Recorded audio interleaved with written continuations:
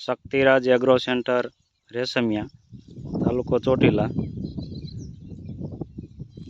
તારીખ 3/9/2025ના રોજ આજે મહેમાન શ્રી ધર્મેશભાઈ કોબિયા, જય ચામુંડા એગ્રો અને આણંદપુર ભાવેશ એગ્રો, તો આપણો એક મરચીનો પ્લોટ એમને નોંઘુ સીડનું તન્વી વેરાયટીની બતાવવા માટે લઈ આવ્યા હતા.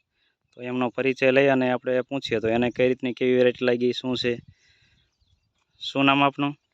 હું કોબિયા ધર્મેશ, ચોટીલા જય ચામુંડા એગ્રો હતી. રાજુભાઈ, આપણે આ વર્ષીની જોવા જઈએ તો 730ની જે BSFનું આવે એના કરતાં તો બહુ મને સારું લાગ્યું.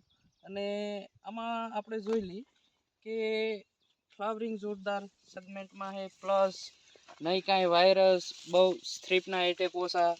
આ મરચું બહુ સારી વેરાયટી લાગી. તમે આપણે ફળ જોઈ શકીએ છીએ વિડીયોમાં. તો ઘણી જગ્યાએ ધર્મેશભાઈ તમે વિઝિટમાં જતા હશો, હા, તો અન્ય વેરાયટીની સરખામણીએ આ જોવા જઈએ તો શું કહી શકો?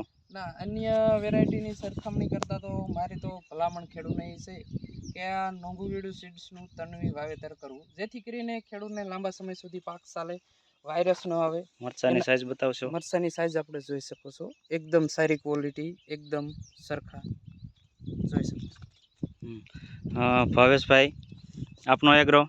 આપણો એગ્રો તો આણંદપુરમાં છે, ભાવેશ એગ્રો તરીકે નામ છે, ભાવેશ એગ્રો.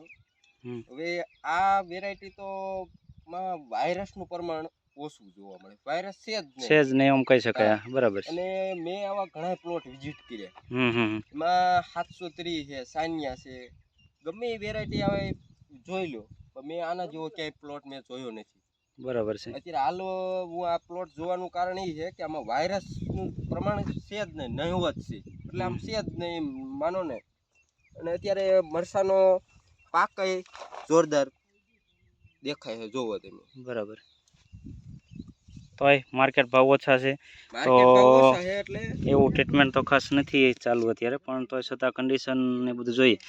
હવે આ પ્લોટ છે આપણે રેશમિયા ગામમાં રાજપરા વાલજીભાઈ શામજીભાઈ એમની વાડીએ વાવેતર કરેલ છે. અને ખેડૂત પ્રગતિશીલ અને જૂના પ્રેક્ટિકલ અનુભવી અને ગ્રીનહાઉસમાં નોકરી કરીને આવેલા, ત્યાર પછી હાલ ખેતીમાં ટેકનોલોજી સાથે જે પ્લોટ અલગ અલગ શાકભાજીના કરે છે અને સારું એવું ઉત્પાદન લઈ શકે છે. ટોટલ જગ્યાએ જોઈએ દેખાય છે ધર્મેશભાઈ ક્યાંય અલગ કાંઈ ફોલ્ટ? વેરાયટી તો બહુ સારી છે, એમાં તો કેવું પડે. આભાર, ખૂબ ખૂબ.